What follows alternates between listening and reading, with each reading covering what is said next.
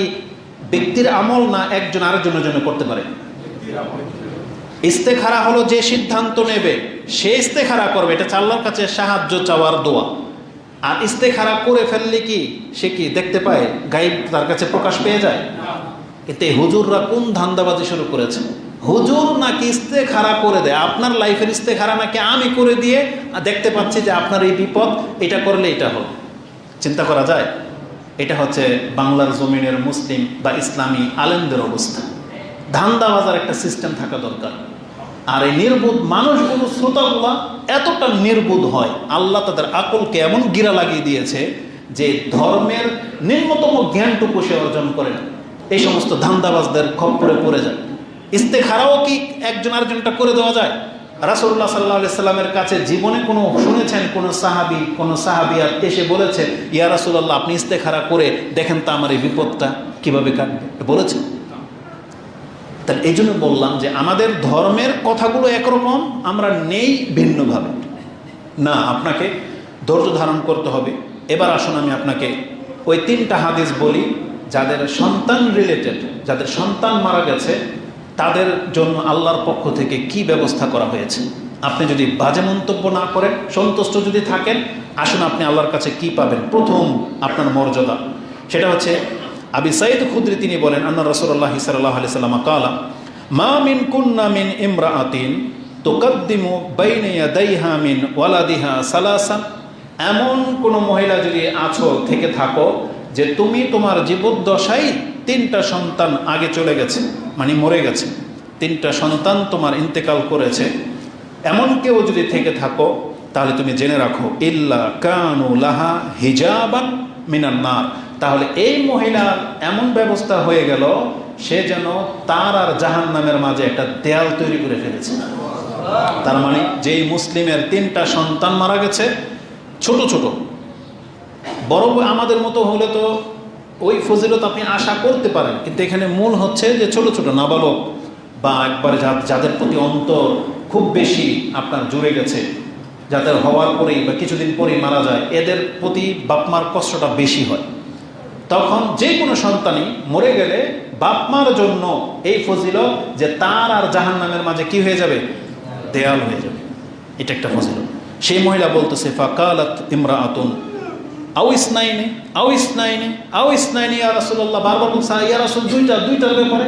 তখন রাসূল সাল্লাল্লাহু আলাইহি ওয়াসাল্লাম তাকে জবাব দিয়েছেন আও ইসনাইনি আও ইসনাইনি আও ইসনাইনি, যার 2টা সন্তান মারা যাবে তার জন্য এই ফজিলত রয়েছে যে সে বাপমার জন্য কি হয়ে যাবে, জাহান্নামের মাঝে দেয়াল হয়ে যাবে। এই হাদিস কোট করেছেন ইমাম মুসলিম, যেটা আপনি কিতাবুল বিররে পেয়ে যাবেন 6593। শুধু জাহান্নামের দেয়ালই হবে না, বরং আপনার জন্য জান্নাতের সুসংবাদ রয়েছে।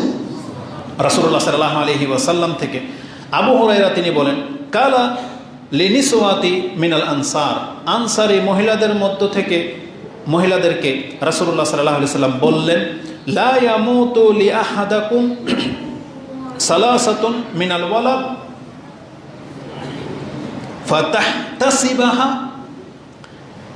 ইল্লা দাখালাতিল জান্নাহ। তোমাদের মহিলাদেরকে বলতেছেন রাসূলুল্লাহ সাল্লাল্লাহু আলাইহি ওয়াসাল্লাম, তোমাদের মধ্যে কারো যদি 3টা সন্তান মারা গিয়ে থাকে আর সে যদি আল্লাহর কাছে এর বিনিময়ে তলব করে, তাহতাসিবাহা, এই জায়গাটাতে হচ্ছে আজকের আমাদের সাথে ইসলামের শিক্ষার সাথে বর্তমান পরিস্থিতির সাথে অনেক বড় গ্যাপ। এটা শুধু আমরা বলবো না, মানে অধিকাংশ মুসলিমের এই জায়গাটাতে গ্যাপ, যে সন্তান মরে গেলে এর বিনিময়ে আল্লাহর কাছে সোয়াব চাইতে হয়, বিনিময় চাইতে হয়, এই জায়গাটাতে অনেক গ্যাপ রয়ে গেছে। এইটা যদি না থাকে তাহলে আপনি সেই ফজিলত পাবেন না। এই একটা ছোট্ট শব্দের মধ্যে তার মানে আপনার সন্তান মারা গেছে, আপনি এর বিনিময়ে আল্লাহর কাছে চাইতে হবে, কামনা রাখতে হবে অন্তরে, এতটুকুর ঘাটতির কারণে আপনি এই ফজিলত থেকে মাহরুম হয়ে যাচ্ছেন। কি ফজিলত? আপনার জাহান্নামে দেয়াল হয়ে যাবে। আর উপরন্ত রাসূল বলেছেন ইল্লা দাখালাতিল জান্নাহ, যার সন্তান মরে যাওয়ার কারণে সে আল্লাহর কাছে নেকির ইচ্ছা রেখেছে, ধৈর্য ধারণ করেছে, আল্লাহ এই নেকির বিনিময়ে তাকে জান্নাত ছাড়ার কিছুই দিবে না। সে জান্নাতে যাবে। কিসের কারণে? তার এই সন্তান মরে যাওয়ার কারণে সে ধৈর্য ধারণ করেছে। এই জন্য এই হাদিসও ইমাম মুসলিম কোট করেছেন, যেটা আপনি 6592-তে পেয়ে যাবেন। এবং এই জান্নাতে প্রবেশের দৃশ্যটা কি হবে, এই হাদিসটাই হচ্ছে আজকের বক্তব্যের পুরোটা, যেটা এই পর্যায়ে নিয়ে এসেছে। সেটা হচ্ছে আবু হুরায়রা রাদিয়াল্লাহু তাআলা আনহুকে একজন তাবী বলতেছেন, আপনি কি রাসূল সাল্লাল্লাহু আলাইহি ওয়াসাল্লামের কাছ থেকে এমন একটা হাদিস আমাকে শোনাইতে পারেন যার একাধিক সন্তান মারা গেছে তার অন্তর যেন ঠান্ডা হয়ে যায়? একজন বাবা বলতেছে, যার 2-3জন সন্তান মারা গেছে, এমন বাবার অন্তর ঠান্ডা হয়ে যাবে, এমন কি কোনো হাদিস আপনি রাসূল সাল্লাল্লাহু আলাইহি ওয়াসাল্লামের কাছ থেকে শোনাইতে পারবেন? তিনি বলছেন, না, হ্যাঁ আমি পারবো। রাসূল সাল্লাল্লাহু আলাইহি ওয়াসাল্লামের কাছ থেকে এমন একটা হাদিস শোনাবো যেটা শুনলে তোমার অন্তর ঠান্ডা হয়ে যাবে। সেটা কি?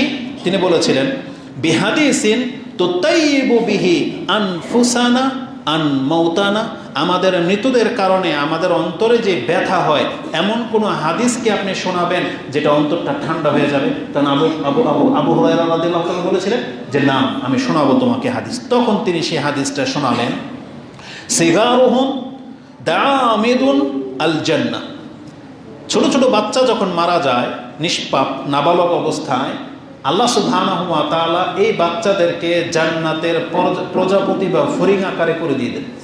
তার মানে সেই বাচ্চাগুলো যেন জান্নাতে প্রজাপতির মতো উড়ে বেড়ায়।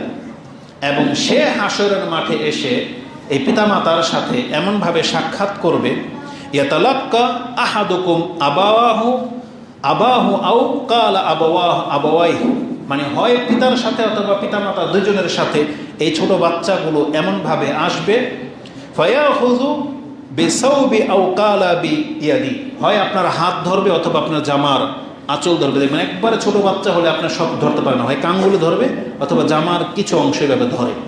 রাসূল বলেছেন এই ছোট ছোট বাচ্চাগুলো তার বাপ মার জামার এখানে ধরবে অথবা এখানে ধরবে, ধরে থাকবে, ছাড়বে না, যেভাবে আমি তোমার হাত ধরেছি। তিনি বলছেন ফালা ইয়াতানাহা, ছাড়বে না। আরেকটা বর্ণনায় আও কালা, অথবা রাসূল বলেছেন ফালা ইয়ানতাহি, থামবে না। কতক্ষণ পর্যন্ত? হাত্তা ইউদখিলাহুল্লাহু ওয়া আবাওয়াহুল জান্নাহ, যতক্ষণ পর্যন্ত আল্লাহ তাকে সহ তার বাপ মাকে জান্নাতে না দিয়ে দিবেন, ততক্ষণ পর্যন্ত জামা কাপড় এই বাচ্চাগুলো ছাড়বে না। তার মানে যাদের ছোট ছোট বাচ্চা মারা যায় একাধিক, তাদের জন্য এই ফজিলত বলা হয়েছে। সেই বাচ্চাগুলো আসবে জান্নাত থেকে, ওই প্রজাপতি আকারে যে ছিল, এসে বিচার যখন শুরু হবে তখন এই বাচ্চাগুলো যদি জান্নাতি হয়, কেন এই কথাটা বললাম? এই বাচ্চাগুলো যদি জান্নাতি হয়, রাসূলুল্লাহ সাল্লাল্লাহু আলাইহি ওয়াসাল্লামের এই হাদিসগুলো প্রমাণ করে যে কোনো নাবালক বাচ্চা মরলেই জান্নাতি, এটা প্রমাণ করে। কিন্তু জেনে নেন, এমনও হাদিস আছে, এই যে স্কুলে যে বাচ্চাগুলো জ্বলে মারা গেল, বা আমাদের যে বাচ্চাগুলো ভূমিষ্ঠ হওয়ার পরে মরে যায়, ভালো ধারণা রাখা ভালো যে হ্যাঁ আমরা দোয়া করি আল্লাহ যেন তাদেরকে জান্নাত দিয়ে দেয়, বলেন আমিন। কিন্তু এরা সব জান্নাতি এই সার্টিফিকেট দেওয়া যাবে না। কারণ আয়েশা রাদিয়াল্লাহু তাআলা আনহা তিনি একটা মদিনার একটা ছোট্ট বাচ্চার জানাজাকে দেখে এই কথাটাই বলেছিলেন, যে বলেছিল হুয়া আসফার আসাফিরিন হুয়া উসফুর মিন আসাফিরিল জান্নাহ, এটা তো মদিনার চড়ুই পাখিগুলোর মধ্য থেকে একটা, যারা জান্নাতে যাবে, যে জান্নাতি চড়ুই পাখিগুলোর মধ্য থেকে একটা চড়ুই পাখি। তখন রাসূলুল্লাহ সাল্লাল্লাহু আলাইহি সাল্লাম বলেছেন আওয়া গায়রা যালিকা ইয়া আয়েশা, এর ব্যতিক্রম তো হতে পারে। রাসূল বলতেছেন ব্যতিক্রম কি? বলেছেন ইন্নাল্লাহা খালাকাল জান্নাহ ওয়া খালাকা লাহা আহলাহা ওয়া খালাকান নারা ওয়া খালাকা লাহা আহলাহা, আল্লাহ যেমন জান্নাত সৃষ্টি করেছেন, জান্নাতি কারা হবে তাদেরকেও সৃষ্টি করেছেন। আল্লাহ যেমন জাহান্নাম সৃষ্টি করেছেন, কারা জাহান্নামে যাবে তাদেরকেও আল্লাহ সৃষ্টি করেছেন, এবং ওইটা এক সময় লিপিবদ্ধ হয়ে গেছে। এই জান্নাতে কারা কারা ঢুকবে নাম যেমন লিস্টেড, জাহান্নামে কারা যাবে তারাও নাম লিস্টেড।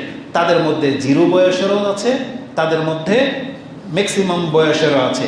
জাহান্নামের মধ্যেও 0 বয়সের বাচ্চাও যাবে, ম্যাক্সিমাম বয়সের বাচ্চাও যাবে, কেন ওটা অলরেডি আল্লাহ আগেই লিখে নিয়েছে। তাই জন্য বলেছেন এটা বিচারটা কিভাবে হবে? হাশরের মাঠে হবে। আল্লাহ ভালো জানে কে ফেরাউন কে মূসা, আল্লাহ জানে না? যখন ছোট্ট বাচ্চা হয়ে ফেরাউন জন্মেছিল, আল্লাহ তো জানে এটা ফেরাউন, তাই না? ওই ছোট্ট অবস্থায় মরে গেলে যে জায়গায় যেত, বড় হয়ে যে জায়গায় যাবে একই কথা। মূসা আলাইহিস সালাম ছোট অবস্থায় যদি মরে যেত, ওই সিন্ধুকে যে ভরে ফেলে দেওয়া হয়েছিল, যদি মরে যেত, ওই মর্যাদাই পেত যেই মর্যাদাটা মূসা আলাইহিস সালাম। তার মানে এটা হচ্ছে আল্লাহ সুবহানাহু ওয়া তাআলার ইলমের ভিত্তিতে, তার মানে আল্লাহ ভালো করেই জানে। তবে আমরা মুসলিম বাচ্চাদের জন্য অবশ্যই এটা দোয়া করি, আল্লাহ যাদের সন্তান ছোট ছোট বাচ্চাগুলো মারা গেছে এবং স্কুলের এই বাচ্চাগুলো যাদের হয়তো কোনো পাপ ছিল না, আল্লাহ তো আল্লাহ ভালো জানে, তবে আমরা বলবো যে যাদের হয়তো কোনো পাপ ছিল না, আল্লাহ তুমি প্রত্যেকটাকে কবুল করে এবং ওদেরকে শহীদের মর্যাদা দিয়ে দাও, এবং ওদের বাপ মার অন্তরটাকে আল্লাহ তুমি ঠান্ডা করে দাও, এবং এর স্থলাভিষিক্ত হতে পারে আল্লাহ তাদেরকে হেদায়েত করে দিবে, এবং পরবর্তীতে যে সন্তানগুলো আসবে হতে পারে তারা সেই সন্তানগুলোকে আল্লাহর সৈনিক বানাবে। আমিন ইয়া রাব্বাল আলামিন। তো রাসূলুল্লাহ সাল্লাল্লাহু আলাইহি সাল্লাম বলেছেন এই ছোট ছোট বাচ্চাগুলো আসবে এবং তারা হাত ধরে নিয়ে তাকে জান্নাতের দিকে নিয়ে যাবে। একটা হাদিস সর্বশেষ, এটা সবগুলো হাদিসের উপরে আমি মনে করি আপনার কাছে প্রাধান্য পাবে, সেটা হচ্ছে এই, রাসূলুল্লাহ সাল্লাল্লাহু আলাইহি ওয়াসাল্লাম শুধু জুমার খুতবাই দিতেন না, তিনি হালাকাও করতেন মসজিদে। তার হালাকাতে বিশেষ বিশেষ যারা আসতো তারা সব বিশেষ, কারণ হালাকার গুরুত্ব যারা দেয় তারা ধর্ম আবেগী হয় বা তারা ধর্মকে জানতে চায়, শিখতে চায়। রাসূলুল্লাহ সাল্লাল্লাহু আলাইহি সাল্লামের হালাকাতে এরকম সাহাবীরা বসতেন, একজন সাহাবী যে তার বাচ্চাটাকে কাঁধে করে নিয়ে মসজিদে আসতেন এবং বসতেন, দার্সে বসতেন, এ বাচ্চাকে কোলে রাখতেন না কাঁধে রাখতেন, রেখে দার্স শুনতেন। হঠাৎ করে দেখে রাসূল সাল্লাল্লাহু আলাইহি ওই লোকটা মিসিং, তার দার্সে এখন আর দেখা যায় না। তখন তাকে জিজ্ঞাসা করা হয়েছে অমুক ব্যক্তি কোথায়? তখন বলা হয়েছে ইয়া রাসূলুল্লাহ, আপনি যে লোকটাকে চিনতেন যে সে তার বাচ্চাকে কাঁধে করে নিয়ে বা তার কোলে করে নিয়ে আসতো, আপনার হালাকাতে বসতো, তার বাচ্চাটা ইন্তেকাল করেছে। সেই শোকে সে যখনই আপনার দার্সে বসে আর যখন দেখে যে তার সাথে তার বাচ্চা নাই, তখন তার অন্তর ছেড়ে যায়, তার অনেক কষ্ট, তার ওই বাচ্চার কথা মনে পড়ে যায় যে আমার বাচ্চাটা আজকে আমার সাথে নামাজে দাঁড়াতো। এই কষ্টে সে আপনার দার্সে এখন উপস্থিত হতে পারে না। রাসূল বুঝতে পেরেছিলেন, তাই রাসূল নিজে তার সাথে সাক্ষাৎ করতে গিয়েছেন এবং গিয়ে তাকে যে কথাটা বলেছেন যে ইয়া ফুলান, তুমি দুইটার একটার অপশন চুজ করো। ইয়া ফুলান, আইয়ুমা কানা আহাব্বু ইলাইকা আন তামাত্তা বিউমরিক আও লা ইয়াতি গাদান ইলা বাবিন মিন আবওয়াবিল জান্নাহ ইল্লা ওয়াজাদতাহু কাদ সাবাকাকা ইলাইহি ওয়া ইয়াফতাহুহু লাক। কালা ইয়া নবী আল্লাহ বাল ইয়াসবিকুনি ইলা বাবিল জান্নাহ ওয়া ইয়াফতাহুহা লি লাহু আহাব্বু ইলাইয়া। কালা ফাযাকা লাকা। রাসূল সাল্লাল্লাহু আলাইহি ওয়াসাল্লাম তাকে দুইটা অপশন দিয়েছেন। যে পিতা তার বাচ্চা হারিয়েছে, তার এতটা কষ্ট হচ্ছে, বলতেছেন তুমি দুইটার একটা অপশন গ্রহণ করো। হয় সেই ছেলেটা তোমার সাথে পৃথিবীতে বড় হতো, তোমার সাথেই থাকতো, বড় পর্যন্ত, তোমার মৃত্যু পর্যন্ত তুমি চোখের সামনে দেখতে পেতে, এখন মরে গেছে। এই জন্য যে আল্লাহ এমনও তো হতে পারে যে তাকে আল্লাহ আগেই জান্নাতে দিয়ে দিয়েছেন, বিচারের মাঠে যখন তুমি যাবে গিয়ে দেখতে পাবে যে তোমার আগে তোমার এই ছেলে জান্নাতের দরজায় দাঁড়িয়ে আছে, আর সেখানে তোমাকে ইস্তেকবাল করার জন্য ওই জান্নাতের দরজা ধরে আছে যে তুমি আসলে তোমার জন্য খুলে দেবে। এই জন্য আল্লাহ তাকে নিয়ে নিয়েছেন। এই দুইটা অপশনের কোনটা তোমার জন্য বেটার? সে তোমার সাথে বড় হতো, তোমার চক্ষু শীতলকারী হতো, এটা তোমার জন্য বেশি পছন্দনীয়, নাকি তুমি এখন এটা পছন্দ করো যে ও আগেই জান্নাতের দরজায় পৌঁছে যাবে আর গিয়ে অপেক্ষমান থাকবে, আমি গেলে আমার জন্য জান্নাতের দরজা খুলে দেবে? তখন এই কথা, এই অপশন শুনে সেই লোকটা বলতেছেন যে বাল ইয়াসবিকুনি ইলা বাবিল জান্নাহ, বরং আমি পছন্দ করি সে আমার আগেই জান্নাতের দরজায় চলে যাবে এবং সে আমাকে লক্ষ্য করে আমার জন্য দরজা খোলার জন্য অপেক্ষা করবে, এটা আমার কাছে বেশি প্রিয় ইয়া রাসূলুল্লাহ। রাসূল সাল্লাল্লাহু আলাইহি ওয়াসাল্লাম জবাব শুনে বলতেছেন ফাযাকা লাকা, তোমার মর্যাদা এটাই। তার মানে যার ছোট সন্তান মারা যাবে, আপনার জন্য আপনার সন্তান জান্নাতের দরজায় অপেক্ষমান থাকবে। এটা ইমাম নাসাই কোট করেছেন, 2088 নম্বর হাদিস আপনি পেয়ে যাবেন। তা আমি মনে করি আমাদেরকে আল্লাহর প্রতি সন্তুষ্ট থাকার জন্য এগুলোই হচ্ছে সবচেয়ে উচ্চ মানের শিক্ষা। আমাদেরকে আল্লাহ সুবহানাহু ওয়া তাআলা যখন কোনো কিছু দেন, তার মানে আল্লাহ সুবহানাহু ওয়া তাআলা আমাদেরকে সম্মানিত করার জন্যই দেন। তিনি যখন আমাদের কাছ থেকে কিছু নেন, তখন এটার বিনিময়েও তিনি আমাদেরকে সম্মানিত এবং আমাদেরকে পাপ মুক্ত করার জন্যই নেন। অতএব সর্বাবস্থায় আমাদেরকে আল্লাহর প্রতি সন্তুষ্ট থাকতে হবে। আলহামদুলিল্লাহ আলা কুল্লি হাল। এই জন্য আমরা আল্লাহর কাছে দোয়া করি, আল্লাহ সবসময় আমরা তোমার বান্দা থাকবো, তোমার উপরে সন্তুষ্ট থাকবো, সেই তৌফিক তুমি আমাদেরকে দাও।